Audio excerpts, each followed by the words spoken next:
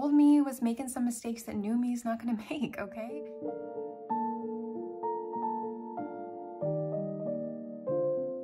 So it's been a month since we talked about hair, and that video was amazing. All the comments were incredible.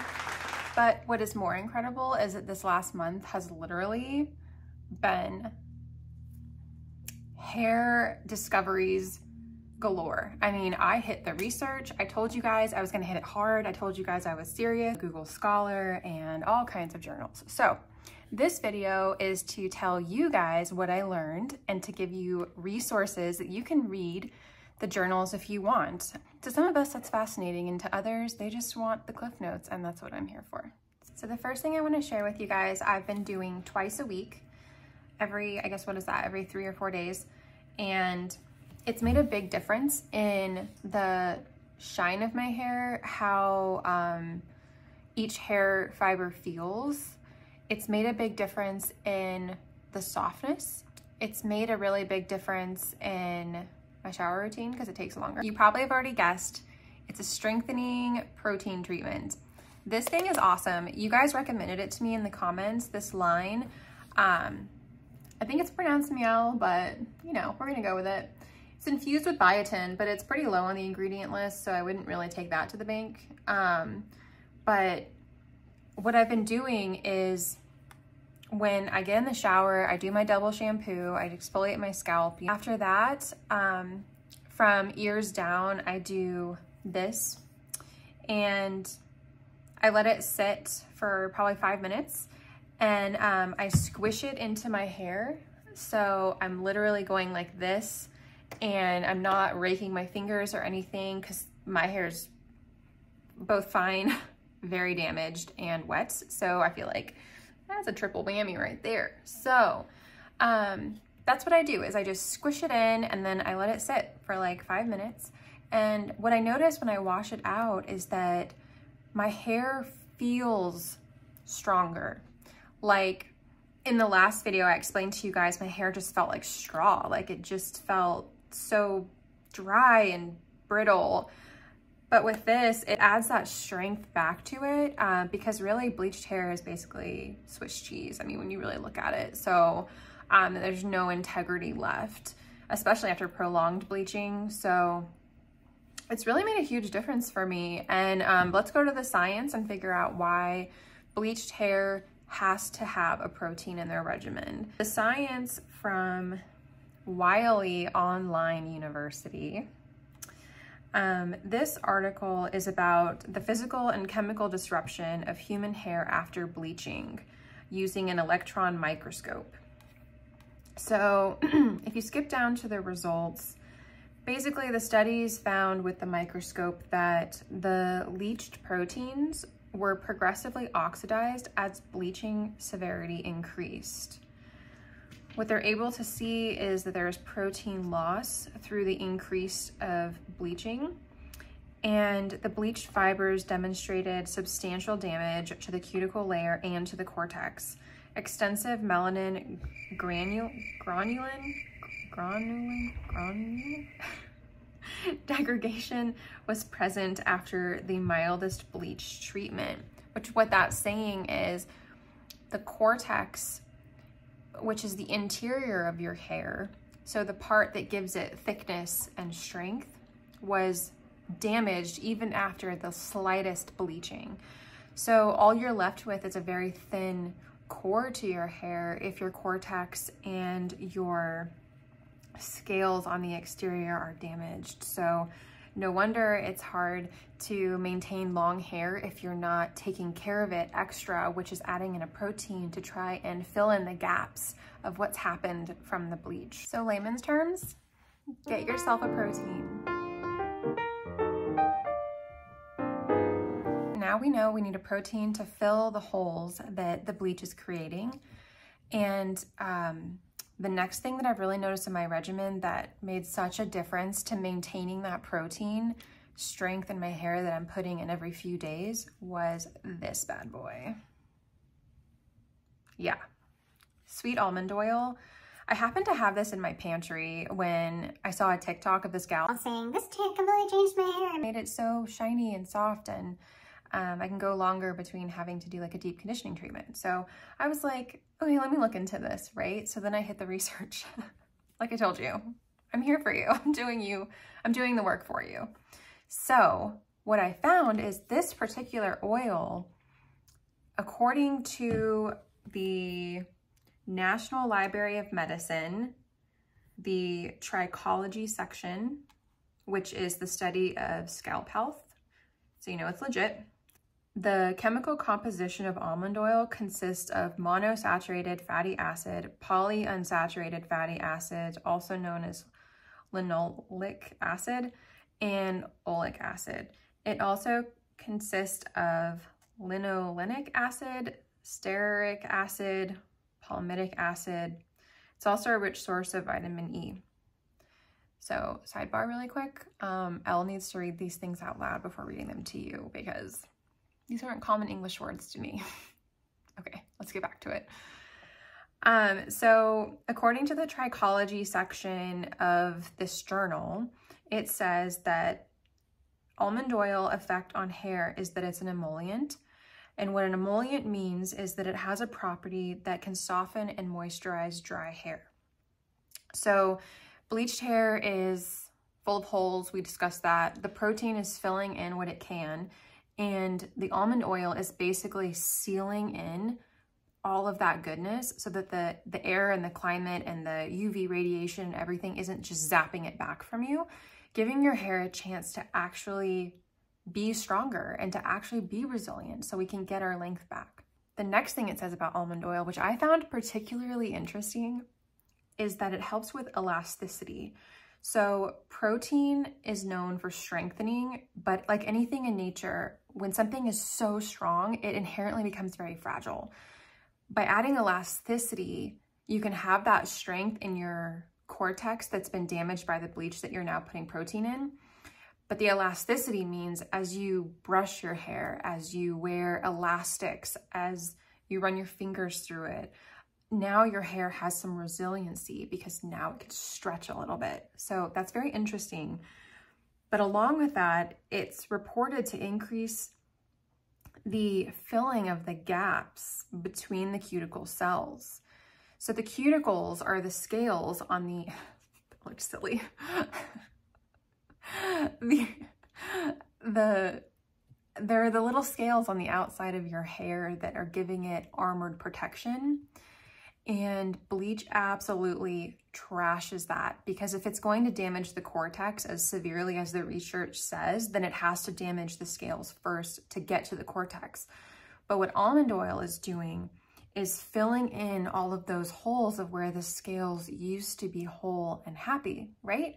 So now we've got the protein in the middle helping to build our blocks. We've got the almond oil on the outside adding elasticity and filling in the holes. Honestly, I have found my hair to be very shiny too, which is probably because it's helping the cuticles to fill in and lay better. So that makes sense. Anyways, I found that to be really interesting. So almond oil doesn't actually have a lot of research about it that I could find that says it's really better than any other penetrating oil, but that gal on TikTok swore by it. I've been using it for the last month and my hair has been fantastic. So maybe add it to your lineup if you've never tried it. But this is the organic sweet almond oil, 100% natural and pure. I've been loving it. I only use a small amount. So this pump, I literally only let it go down like to here when I pump, because I only want a little bit. It coats the hair, but it also penetrates. But if you use a lot, it's just gonna sit on top of your hair and make it look very oily. I do this every night after I brush my teeth. And when I wake up in the morning, my hair is super soft because it's been soaking in all night long. Yeah, scissors. These are gonna be your saving grace, okay? We've all heard the tip that you cut off your ends every 6 to 8 weeks, but you know what? I took someone's advice doing that a few years ago and my hair never grew. And you know why it didn't grow? Because every 6 to 8 weeks, she was taking all my new growth, because your hair only grows like a ½ inch to an inch every month. So how does that even make sense? Anyway, this is what you need to do. This is cutting your hair every 4, 6, 8 weeks, whatever you want to do, but it's actually going to retain your length. Okay, put the scissors down. I'm waving them like a mad person. Okay, so I feel very passionate. Okay, so what we're going to do is something called dusting. And if you haven't heard of this method, it's okay. I hadn't heard of it either, even though I lurk the long hair community. I didn't know what dusting was. So if you've ever heard of search and destroy, that's basically finding your actual splits and then just cutting that one hair, cutting the split right at the end where it's happening. So that means that the split cannot continue to travel, because when it continues to travel, it's creating this Velcro effect, because it is on a microscopic level, probably hundreds of actual little splits, but you only see the big one. And then that one is grabbing onto its neighbor and getting it all like caught in, and then that hair gets friction and then it splits, and then you just get this really bad situation. So we cut our splits when we see them, and that's really easy to do at the bottom if you have long enough hair to see, which I don't anymore. But that's really easy for the bottoms. We're finding the splits and we're cutting them, so that's great. Your ends are pretty easy to take care of, but what about the rest of it? Okay, you have ends all over your hair. All over your hair. If your hair is breaking, your ends could be way up here, or they could be here or here or here, and you're not cutting them. But the fact that they broke at the bottom means they're sure as heck broken up top, and they're creating that Velcro effect. So that affects your length retention. That affects your potential and how long your hair can actually grow before it's too traumatized and just snaps. So that's what we're going to talk about. That's the dusting method. So when I learned about this, I was super hyped, because I was like, that makes complete sense. Why didn't I think about the fact that I have ends all over my hair and not just on my ends? But what I did was, and it kind of freaked me out at first, I'm not gonna lie, because you go way up here and you crimp that hair nice and flat between your fingers. Let's see, can you see that? Can you see that? And I'll move my fingers down. You can continue seeing all these ends that are broken, okay? They do not match the length of my actual ends, which is the common sense, right? I didn't realize that. I did not think about the fact that I have ends all over my head. So every time that you have an end pop up on your finger, you cut it, because that's giving it the same love and treatment that you gave your actual ends. So that means that all of that hair is going to lay flatter, because it's not creating that Velcro effect. It's not grabbing onto its neighbors, being a real, and your hair can actually retain its length. And I think that's what we're all after. So grab your shears. I think you can definitely sharpen your scissors at home. Disclaimer, I'm not sure if I'm telling you how to actually do this or if I'm helping you to ruin your shears, but this is what I've done, and I don't think they're broken. So you grab some tin foil, cut it in half, shiny side out, and then you just cut around all the edges of that tin foil, and it sharpens the heck out of your scissors. I read that online, so you know it's gotta be true. Yeah, we're talking hair ties, people. You know, the thing is, they say pillowcases on your face don't create wrinkles. The silk pillowcases just create these like glossy locks in the morning, but nobody thinks about silk hair ties, okay? So I did. I thought about this, and I went ahead and purchased some silk hair ties, and the difference, I tell you, is incredible.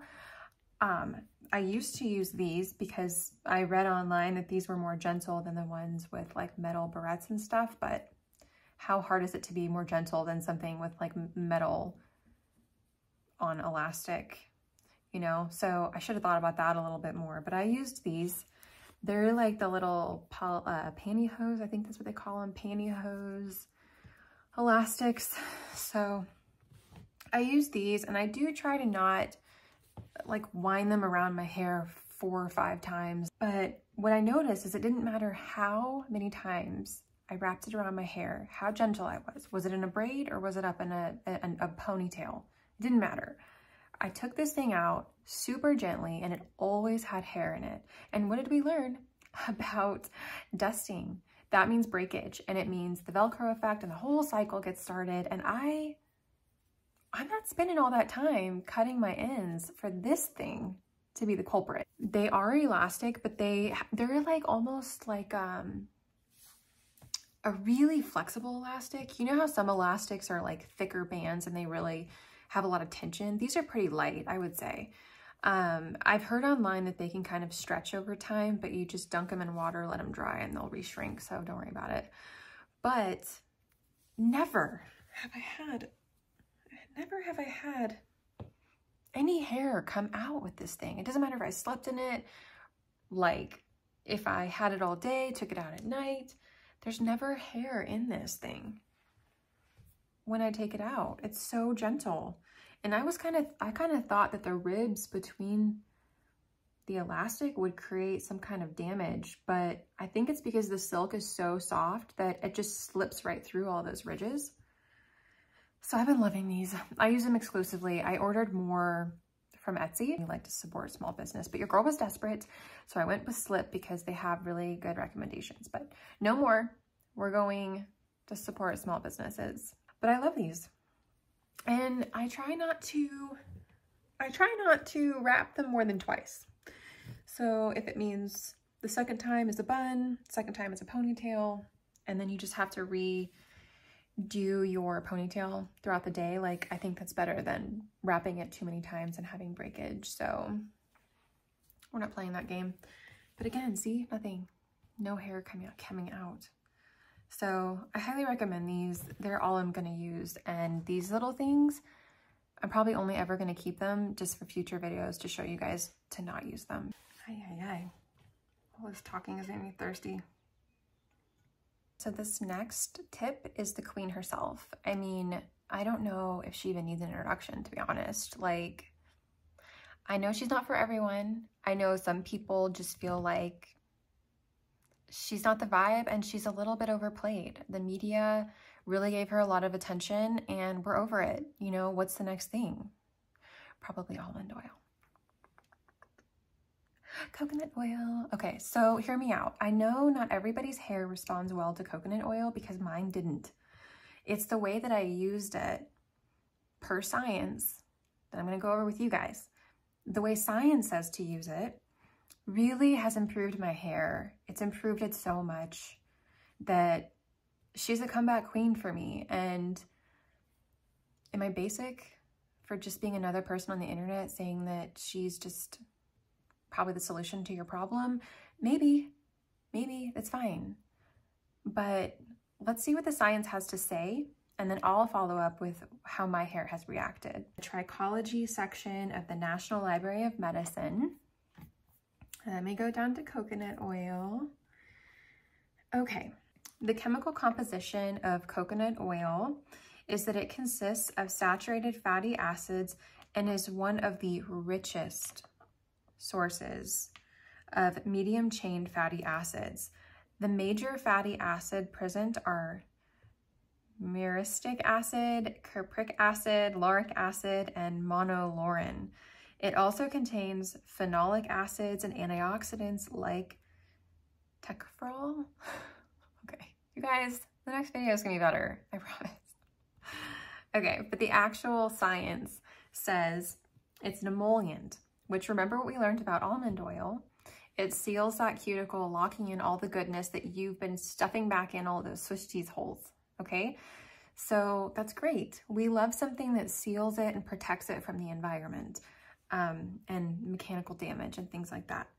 So it's trapping in the moisture, which bleached hair really needs because we don't have that. We don't have the scales. We don't have the scales really like creating this thick layer of armor like they used to be before bleach.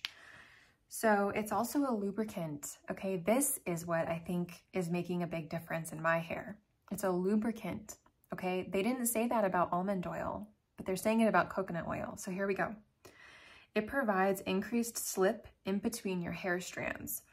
So it detangles the hair, smoothens and flattens the cuticle, which are the scales, improving the health and appearance of each strand. So kind of how I talked about the dusting, where it's creating a Velcro effect all the way up. What coconut oil is doing is it is on each strand, it's coating it. And even if you had breakage, it's taking all of those flyaways and laying them flat and smooth. So between your dusting sessions, you can be for sure that your coconut oil is taking care of you in the meantime. It's doing its best, aren't we all? So that's awesome. But this is the one. Okay, I think I said the last one was the one, but this is a really good one. It prevents protein loss. It prevents protein loss. So, due to its low molecular weight, meaning it's very light on the hair, and its straight linear chain, it is able to penetrate inside the hair shaft and thereby preventing loss of protein from the hair. And that's science. What they're saying is we're stuffing in protein, coconut oil is going in there and solidifying those proteins and coating your hair so that the environment isn't sucking all that goodness out.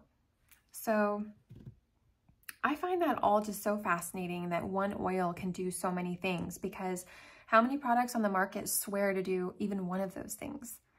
And sometimes that doesn't even work. So coconut oil, you can get it from any grocery store. It's super affordable, super available. This one is organic virgin, and it's always best to have cold pressed, unrefined, so that you keep all of the good fats and vitamins. They haven't been kind of like pasteurized out with heat. This I use as a pre-wash treatment, and that's how the science says to use it as well. So let's take a look. According to PubMed, in 2005, they did an investigation of penetration abilities of various oils into the human hair fibers. So they're not testing mice. This is human hair fibers that they're using.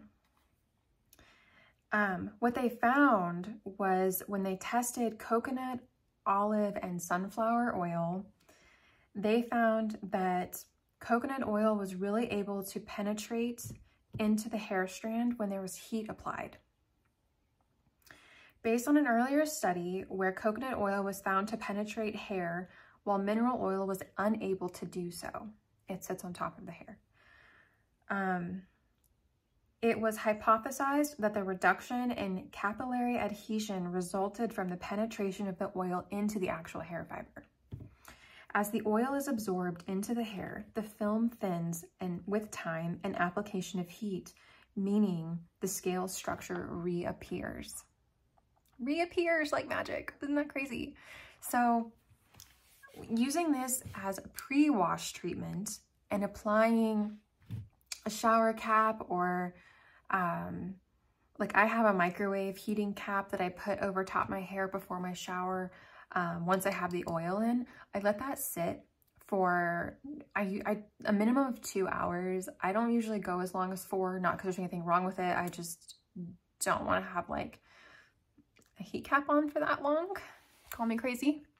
But that heat will activate it according to this science, and you can see that oil sits less on the top and instead penetrates much deeper, which helps to protect your proteins, which is what blonde bleached hair needs.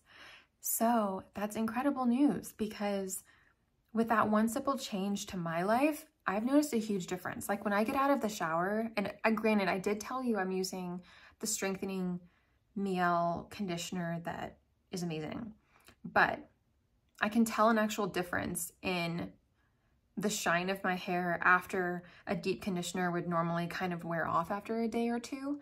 No, my hair is still shiny. I don't know if you can really tell on camera. Ooh. You can see that shine. Yeah. And I think it's the coconut oil based on the science that I've read, because it's deeply penetrating and it seals the cuticle. I mean, that's what it said, right? Yeah, and the scale structure reappears, meaning that your armor is now back intact. So the combination of the coconut oil, the almond oil, and the strengthening mask, and then not introducing more splits with hair ties and then cutting the splits I have, I'm not done with the books. I'm gonna look into the science and figure out what else I can be doing, because I want to maximize every day that I have between now hair and the hair of my dreams. So I hope you're ready for the ride. I hope you're interested in this science because, I don't know, it's fun to read. It's fun to read and it's fun to share. It's also really fun just to have like a confidence boost that you didn't just buy a product because the label marketed it well or TikTok influencers marketed it really well, but instead you can feel like if repeatable science says that it's true, then it really is freaking true, depending on who's sponsoring it. But when we're talking about microscopic images, you know it's true. So I hope all those things helped. Let me know down below if any of that was new to you, if you have any questions, if I can point you in any directions, and all of the links to everything I referenced will be down in the description box below. See you next time. Next thing doesn't require research because it's common sense that your girl didn't have the common sense to know before somebody told her. So now I'm telling you in case you don't have that common sense, I can help you. So I love this product. Oh, you just got water all over your freaking laptop. That is an aside that I didn't plan on taking, but we went there. Okay, so back on track. 1 month and my hair just feels so much better. I don't even think it took a month. I think it took a couple weeks of this, which I showered twice a week. So really it took like a week of actual work.